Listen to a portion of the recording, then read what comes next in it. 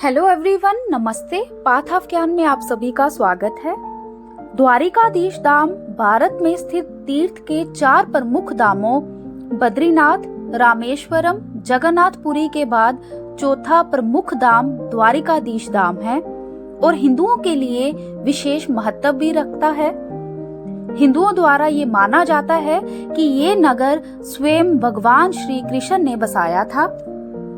आज इस वीडियो में हम आपको बताएंगे कि किन कारणों से डूब गई थी श्री कृष्ण की द्वारिका नगरी और उसकी कुछ अनसुनी कहानियाँ।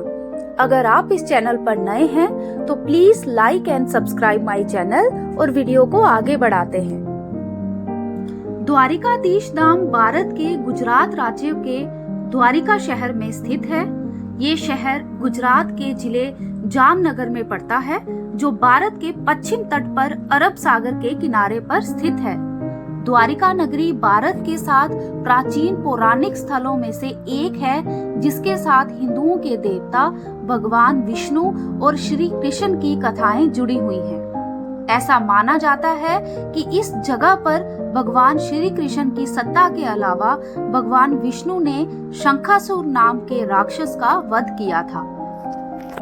कई हिंदू पुराणों में ऐसी मान्यता है कि इसी पवित्र स्थान पर नागेश्वर महादेव नाम का शिवलिंग स्थित है, जिसे भगवान के 12 ज्योतिर्लिंगों में से एक माना जाता है। और अब आपको बताते हैं कि द्वारिका नगरी का नाम द्वारिका क्यों पड़ा। ऐसा माना जाता है कि प्राचीन काल में द्वारिका नगरी का नाम कुश स्थली था, क्योंकि ये कुश नाम का एक राक्षस यहाँ पर निवास करता था, जिसका संहार भगवान विक्रम ने इसी स्थान पर किया था। लेकिन इस नगर में बहुत से द्वार होने के कारण इसका नाम द्वारिका पड़ गया। कई पुराणों में द्वारिका नगरी का प्राचीन नाम स्वर्ण द्वारिका भी माना गया है, क्योंकि इस नगरी में प्रवेश करने के लिए एक बड़ा स्वर्ण द्वार होता था। और अगर द्वारिकाधीश मंदिर के निर्माण की बात की जाए तो पुरातत्वविद मानते हैं कि ये मंदिर लगभग 2000 साल पुराना है। ये द्वारिकाधीश मंदिर जगत मंदिर के नाम से भी जाना जाता है, जिसमें 5 मंजिल ढांचा है और 72 स्तंभों पर पूरा मंदिर स्थापित है। मंदिर का शिखर लगभग 78 मीटर ऊंचा है। मंदिर की पूरी ऊंचाई तकरीबन 157 फीट की है। इस मंदिर के शिखर पर एक झंडा लगा हुआ है, जिसमें चंद्रमा और सूर्य की आकृति बनी हुई है। पूरे प्राचीन मंदिर का निर्माण चूना पत्थर से करवाया गया है। द्वारिकाधीश मंदिर में प्रवेश करने के लिए 2 प्रमुख द्वार बनाए गए हैं। इनमें से उत्तर द्वार को मोक्ष द्वार कहा जाता है, जबकि दक्षिण द्वार को स्वर्ग द्वार कहकर संबोधित किया जाता है। इस मंदिर की पूर्व दिशा में दुर्वासा ऋषि का एक भव्य मंदिर भी स्थित है और दक्षिण में जगत गुरु शंकराचार्य का शारदा मठ है। इसके अलावा इस मंदिर के उत्तरी मुख्य द्वार के साथ ही कुशेश्वर नाथ का शिव मंदिर है और कहा जाता है कि कुशेश्वर शिव मंदिर के दर्शन के बिना द्वारिका धाम का तीर्थ पूरा नहीं होता। और अब द्वारिकाधीश मंदिर से जुड़ी पौराणिक कथाओं के बारे में बात करते हैं। कई हिंदू पुराणों में ये मान्यता दी जाती है कि द्वारिका नगरी को भगवान श्री कृष्ण द्वारा भूमि के एक टुकड़े पर बनाया गया था, जो कि समुद्र से प्राप्त किया गया था। कहा जाता है कि एक बार महर्षि दुर्वासा भगवान श्री कृष्ण और रुक्मणी के दर्शन करने द्वारिका नगरी आए और उनके दर्शन करने के पश्चात उनसे उनके निवास स्थान पर चलने का अनुरोध किया। महर्षि दुर्वासा का अनुरोध स्वीकार करके भगवान श्री कृष्ण और रुक्मणी उनके निवास स्थान की ओर जाने लगे, लेकिन बीच में ही रुक्मणी देवी को थकान लग गई और वे बीच में ही एक स्थान पर खड़ी हो गई और उन्होंने भगवान श्री कृष्ण से पानी पीने का अनुरोध किया। ये कहा जाता है कि रुक्मणी की प्यास बुझाने के लिए भगवान श्री कृष्ण ने एक पौराणिक शिदर से गंगा की पावन धारा को वहां पर ला दिया था। इस घटना से महर्षि दुर्वासा को ऐसा आभास हुआ कि देवी रुक्मणी भगवान श्री कृष्ण को उनके निवास स्थान पर जाने से रोकने का प्रयास कर रही है। इस कारण महर्षि दुर्वासा रुक्मणी पर क्रोधित हो गए और उन्होंने रुक्मणी को ये श्राप दे दिया कि वे उसी स्थान पर रहे। और ये माना जाता है कि जिस स्थान पर देवी रुक्मणी खड़ी थी उसी स्थान पर द्वारिकाधीश मंदिर का निर्माण किया गया।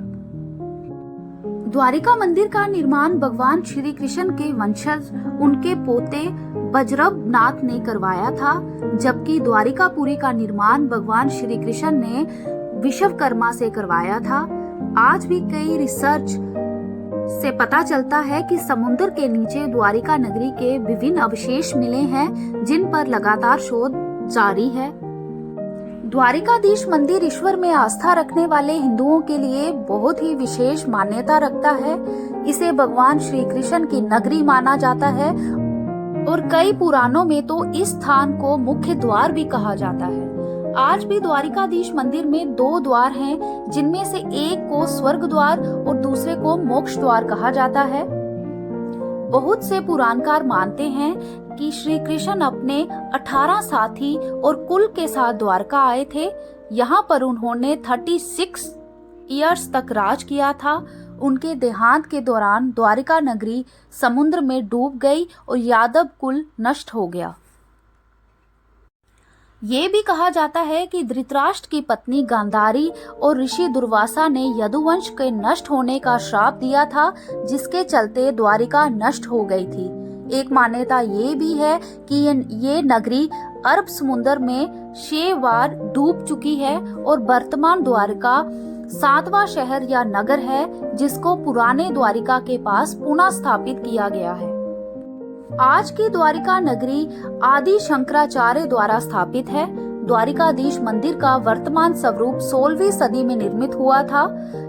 यहाँ पर पहले कई मंदिर हुआ करते थे, लेकिन मुगलों ने उन्हें तोड़ दिया था। द्वारिकाधीश मंदिर के गर्भगृह में चांदी के सिंहासन पर भगवान कृष्ण की श्यामवर्णी चतुर्भुज प्रतिमा विराजमान है।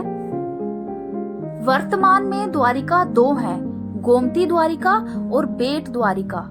गोमती द्वारिका धाम है और बेट द्वारिका पुरी है। बेट द्वारिका के लिए आपको समुद्र मार्ग से जाना पड़ता है। द हिंदू की एक रिपोर्ट के मुताबिक 1963 में सबसे पहले द्वारिका नगरी का excavation Deccan college, Pune department of archaeology और गुजरात सरकार ने मिलकर किया था। इस दौरान करीब 3000 साल पुराने बर्तन भी मिले थे। इसके बाद आर्कियोलॉजिकल सर्वे ऑफ इंडिया की अंडर वाटर आर्कियोलॉजी विंग को समुद्र में कुछ तांबे के सिक्के और ग्रेनाइट स्ट्रक्चर भी मिले थे। इसके बाद में पूरा नगर भी खोज लिया गया था। तो इस बात से हम ये क्लियरली कह सकते हैं कि द्वारिका नगरी तो समुद्र में डूब गई थी और वर्तमान की द्वारिका नगरी आदि शंकराचार्य द्वारा स्थापित है। ये वीडियो आपको कैसी लगी प्लीज हमें कमेंट करके जरूर बताएं और ऐसी ही इंटरेस्टिंग वीडियोस के लिए please like and subscribe my channel. Thank you so much.